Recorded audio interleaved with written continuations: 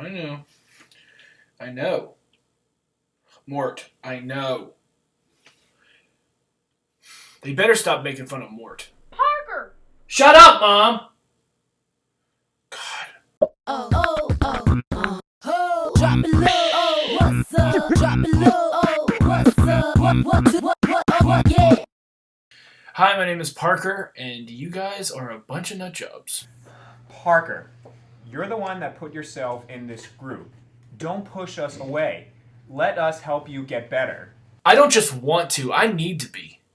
I'm here because I still have a chance to get out, and my mom doesn't.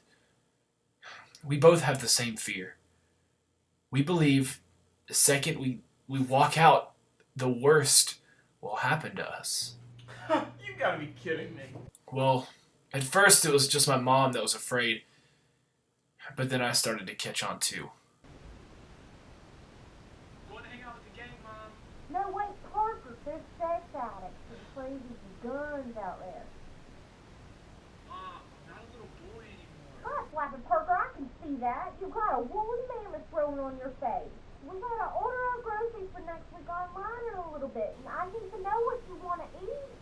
Mom, just tell me what you want, and I'll go pick it up from the store, okay?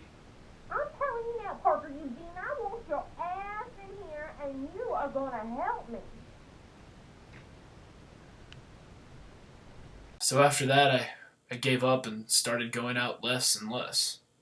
There's no secret to why he's in therapy. I mean, he is so weird. He's got a serious Oedipus complex. I really feel bad for the guy. I mean, he's all his mom has, and she's just taught him to be afraid of leaving. I mean, like, what if the online groceries didn't arrive on time? What would happen? Would they starve or eat a napkin or two? One thing you need to recognize, Parker, is that you're not just here for your mom. You're here for yourself. I know, and I keep telling myself that, but I just can't abandon my mom. Hey man, I know what it's like to have the weight of your family on your shoulders. Did Nick just sympathize with Parker? I can't imagine it's easy. I mean, I'm no mom, but managing a family just sounds really complicated. Yeah, I think your mom needs to let you go. It's not healthy to be stuck in a house all the time. I mean, I'm a damn narcolep, and I'd find ways to get out of my apartment. Mary's right, Parker. I mean, maybe you should, find things to do with your mom.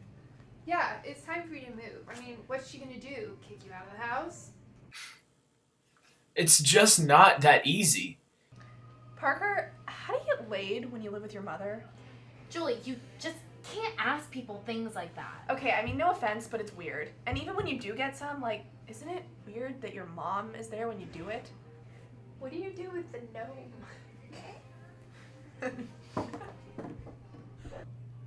I've kind of been wondering the same thing about the gnome, but I'm not allowed to ask. I think what the girls are trying to say is that there are more things to consider than just needing to help your mom.